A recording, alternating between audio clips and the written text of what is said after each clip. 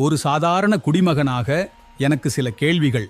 இந்தியாவில் உலகத் தரம் வாய்ந்த மருத்துவமனைகள் இருக்கும்போது ஏவவேலு ஏன் சிங்கப்பூர் சென்று சிகிச்சை பெற்றார்? டிவிஏசி விசாரணைக்கு ஆஜராகுமாறு அழைப்பு வந்திருந்த நிலையில் இந்த மருத்துவப் பயணம் ஏன் நடந்தது? இது வெறும் மருத்துவத் தேவையா அல்லது நேரம் தற்செயலாக அமைந்ததா?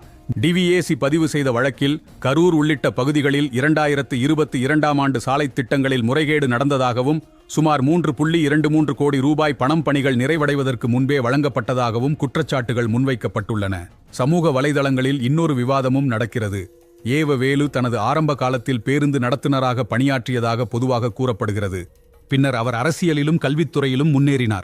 திருவண்ணாமலையில் அவருடன் தொடர்புடையதாக கூறப்படும் பள்ளிகள், கலைக்கல்லூரிகள், பொறியியல் கல்லூரிகள், மருத்துவக் கல்லூரிகள் மற்றும் பிற நிறுவனங்கள் குறித்து அதிகாரப்பூர்வ ஆவணங்கள், சொத்து அறிவிப்புகள் மற்றும் பொதுப் பதிவுகள் என்ன கூறுகின்றன என்ற கேள்வியையும் சிலர் எழுப்புகின்றனர். மறுபுறம் வேலு மருத்துவ சிகிச்சைக்காகவே சிங்கப்பூர் சென்றதாகவும் டிவிஏசி விசாரணைக்கு முழு ஒத்துழைப்பு அளிப்பேன் என்றும் எந்த தவறும் செய்யவில்லை என்றும் தெரிவித்துள்ளார். இந்த குற்றச்சாட்டுகளும் கேள்விகளும் தொடர்பாக இறுதி முடிவை அதிகாரப்பூர்வ விசாரணை மற்றும் நீதிமன்ற நடைமுறைகளே தீர்மானிக்கும். உங்கள் கருத்தை மரியாதையுடன் கமெண்டில் பகிருங்கள்.